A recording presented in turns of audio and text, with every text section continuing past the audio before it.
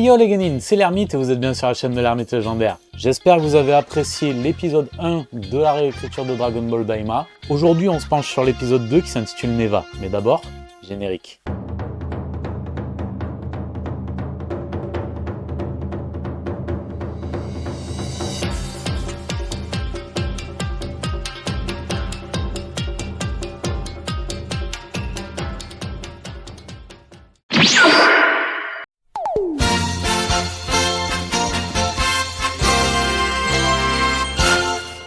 L'intrigue est somme toute assez similaire à l'original en ce début d'épisode. Goma envoie Degues lui chercher Neva. Nous apprenons les origines d'Enamek, dont il est le dernier représentant du Daimakai. Degues se rend jusqu'à la grotte où vit Neva. Nous ne savons rien des trois royaumes à cet instant, mais le ciel que nous pouvons voir rouge lors du départ du Glind est désormais vert et suggère le changement de lieu. Une fois sur place, il envoie une escouade lui ramener le vieux Namek, mais rien ne vient. Au bout de quelques minutes, et porté par le thème musical de Neva, un milicien ressort en titubant et tombe face contre terre, agonisant. C'est au moment où il commence à se demander ce qu'il s'est passé qu'une canne en bois pointe vers le soldat qui gît au sol. Sa tête enfle alors et se déforme avant d'éclater comme un ballon. Petit travelling sur le visage du vieux Namek, où l'on voit une lueur rouge disparaître de sa pupille avant que son regard ne se voile. Celui-ci est aveugle. Il prend soudain la parole et dit qu'il n'apprécie pas trop d'être dérangé pendant qu'il prépare ses décoctions. « Que me veux-tu » ajoute-t-il. Nous laissons là les deux protagonistes pour nous concentrer sur Gohan et Videl qui se sont mariés.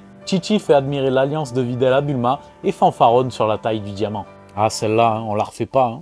Mister Satan ricane alors en disant que rien n'est trop beau pour sa fille unique et qu'ils n'ont pas à s'en faire pour l'argent. Il est même déjà en train de leur faire construire une maison. Gohan est très gêné et tente de se dérober, mais Chi-Chi et Bulma le retiennent et le harcèlent pour savoir quand est-ce que les deux tourtereaux comptent faire un petit bébé. La tête de Gohan explose de honte. Piccolo, dont les oreilles ne sont jamais très loin, laisse échapper un sourire. Retour au Daimakai, la navette est prête à partir et le chauffeur se trouve être Glorio. Vous allez voir si j'ai apporté quelques modifications au personnage ou pas. Celle-ci est suffisamment spacieuse pour accueillir le roi Goma, Degues, Neva et quelques miliciens. En parlant de Degues, ce dernier demande à Goma s'il est bien raisonnable pour le roi de laisser son royaume. Mais celui-ci répond qu'il n'y a pas à s'en faire. Il a laissé des consignes et veut s'assurer de la bonne marche de l'opération. Un sourire crispé apparaît alors sur le visage du Glind. On peut l'entendre penser « Ne me faites pas du tout confiance ». Petite séquence avec le maître Warp, le temps d'annoncer la destination. Monde extérieur, univers 7. Switch au palais du Tout-Puissant, ou plutôt juste en dessous, puisque c'est à la tour Karin que nous nous rendons, histoire de revoir des visages familiers avec Karin-sama et ce bon Yajirobe. Maître Karin se moque de lui car il boude de ne pas avoir été invité à l'anniversaire du petit Trunks. C'est le gâteau qui t'intéresse, hein? À vous, se moque-t-il. Yajirobe s'apprête à rétorquer quand un grondement retentit au-dessus d'eux. Le ciel se fend hors de portée de leurs yeux et le vaisseau de Goma débarque au palais divin. Karin-sama dit alors à Yajirobe « Il se passe quelque chose en haut. J'ai un mauvais pressentiment. » L'épisode se conclut avec Dende et Mister Popo qui voient débarquer les troupes du Daimakai. Dende reste alors bouche bée face à un nouveau Namek nommé Neva.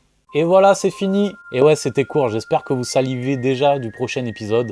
J'ai tenu dans celui-ci à mettre à l'honneur Gohan et des personnages comme Maître Karin et Yajirobe que l'on voit trop peu à mon sens. Ça ne m'a pas empêché de faire avancer quelque peu l'intrigue.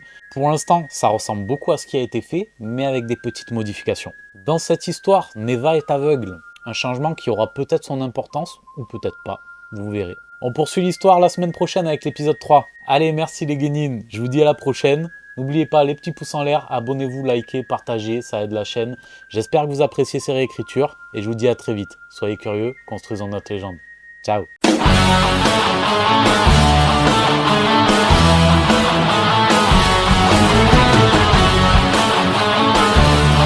Tu t'es abonné? Tu t'es pas abonné? Abonne-toi!